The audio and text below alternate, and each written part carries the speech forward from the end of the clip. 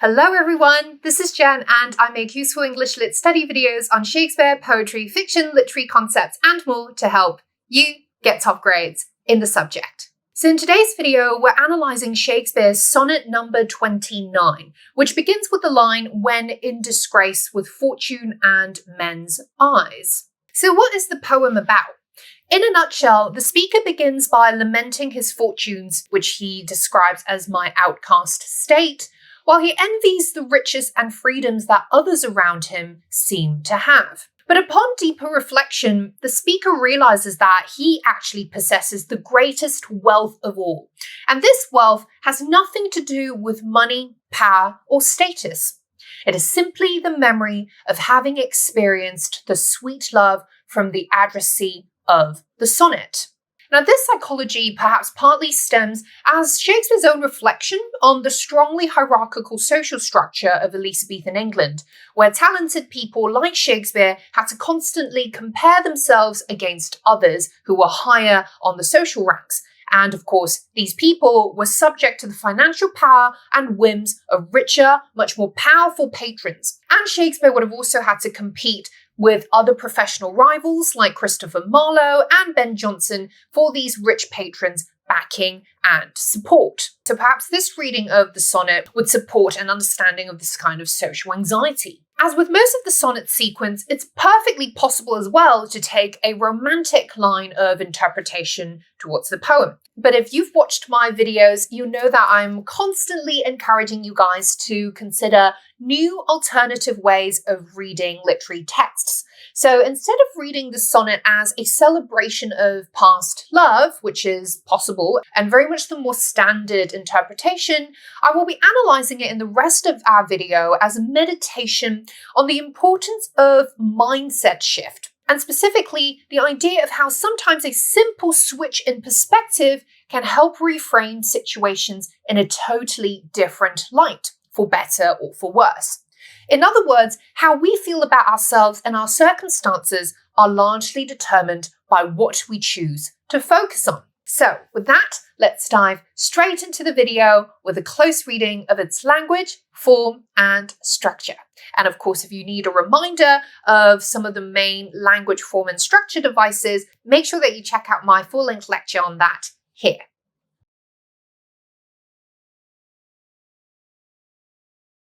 Now, a primary point of tension in this poem is the impulse to look outwards versus inwards for happiness. The speaker begins by positioning himself as a victim of external circumstances.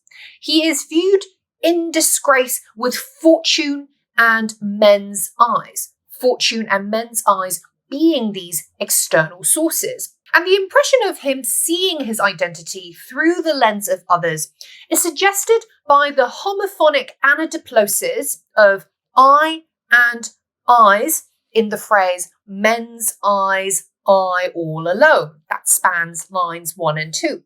The I pronoun comes after the phrase men's eyes, which can be understood as symbolic of social judgment. This results in the speaker's misery as he beweeps my outcast state. The personification of deaf heaven also suggests that the speaker at this point expects religious salvation to come to him and is bitter that heaven should be so unresponsive and uncompassionate to his woes. As the sonnet continues, the speaker's dissatisfaction of his fate intensifies as he compares himself to those around him, wishing me like to one more rich in hope, featured like him with friends possessed.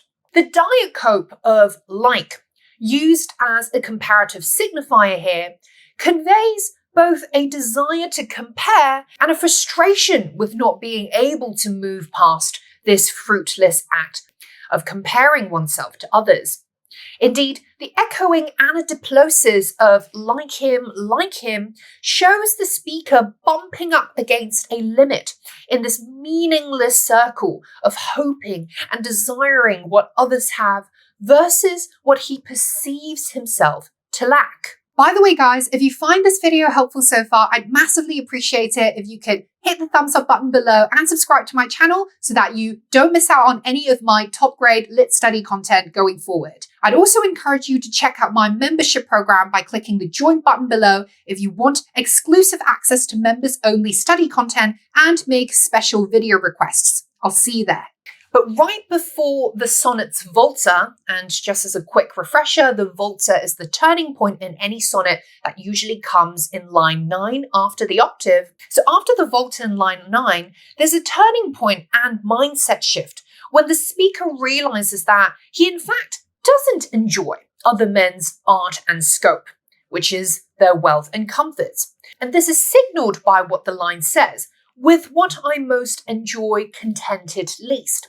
Now, in this line, it contains a syntactical inversion that parallels the change in perspective which is about to take place in the speaker's mind. This inversion pattern spills over into the Volta line, as in, yet in these thoughts myself almost despising, which in a normal syntactical order would read, yet almost despising myself in these thoughts. And after this point, we see that the speaker begins to shift from seeking contentment in outward sources, which has happened in the first half of the sonnet, to embracing an inward reflection of what truly makes him happy.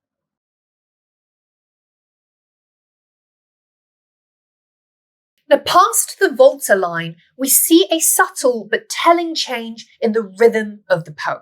Now, this actually begins with the Volta, which reads, yet in these thoughts myself almost despising. And if you'll notice, it contains an extra syllable compared to the otherwise iambic pentameter, which would contain 10 syllables in each line.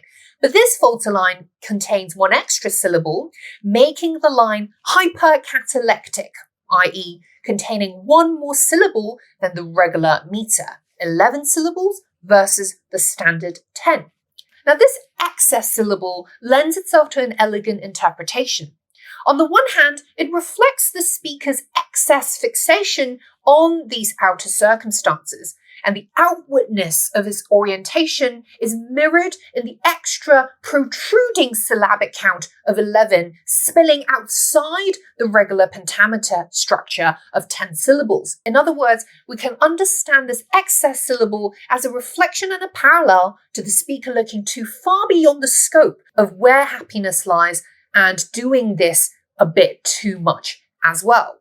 Now, once the speaker registers his impulse, he becomes introspective, thinking on thee and then my state. And as a result of this reflection, he seeks relief from the memory of having once experienced a blissful love. This sense of mental and emotional liberation is reflected in the much more fluid rhythm post the point of the Volta, as we see for the first time of the appearance of enjambment, i.e. run-on lines that span lines 11 to 12, as well as the final couplet lines. Specifically, the run-on parenthetical remark of like to the lark at break of day arising from sullen earth, sings hymns at heaven's gate, makes a meaningful counterpoint to the earlier comparisons of like to one more rich in hope, like him, because the speaker is now comparing himself to a free, soaring bird as opposed to a fellow man who is rooted in these worldly trappings of wealth, power, and status. So what this suggests is that the speaker is now able to reframe himself as a bird that can fly upwards and away, as well as reframing his situation as one that he can break free from by turning his thoughts to thee and thy sweet love. And the sense of freedom is reflected in the more varied, spontaneous rhythm spanning lines 10 all the way to the end of the poem, which is of course reflected in the run-on lines as well.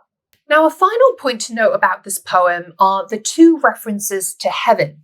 First in line 3, which reads, and trouble death heaven with my bootless cries, and then later towards the end in line 12, sing hymns at heaven's gate.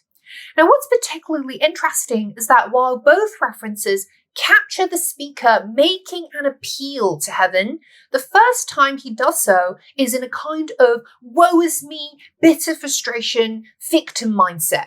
But after he switches this perspective, he alludes to heaven in a much more joyous, grateful state. So what's essentially the same action then, i.e. appealing to heaven and a greater supernatural source of authority for help, induces a completely different reaction in the speaker. And this isn't because of any real response from heaven, of course, but because the speaker himself has effected a mental change and chosen to see his situation from a vantage of gratitude and plenty rather than insecurity and lack. Ultimately, then, we see that change stems entirely from within and from the self. And that's it for my analysis of Shakespeare Sonnet 29, everyone. I know I sneaked in a couple of advanced rhetorical devices in this one, so don't worry if it all seems a bit overwhelming when you first watch it. You can always go back and re-watch my analysis after you've clarified the meaning of those terms. You can also watch some of my shorts and other videos to understand a little bit more about what these devices mean. Remember though, the point is always to focus on how any technique illuminates our understanding of the ideas and message of the poem. So don't get too hung up on the terminology and only start adding it into your analysis when you feel like you've developed a solid understanding and argument of what you believe the poem is trying to convey. For your next video, I'd recommend that you watch my analysis of Sonnet 130, which is the one that begins with the line, "My mistress's eyes are nothing like the sun." So you can check that out here, or you can look at my analysis of other sonnets in my Shakespeare Sonnet playlist. As always, make sure to hit that thumbs up button below if you want to encourage me to keep making these useful lit study videos for you and other passionate lit learners all around the world. And if you haven't already, please subscribe to my channel so you never miss out on my weekly videos down the line. Finally, you can also consider joining my membership program if you want to make exclusive video requests and get one-on-one essay review perks. You can check that out in the description box below. And I will see you, as always, in the next one.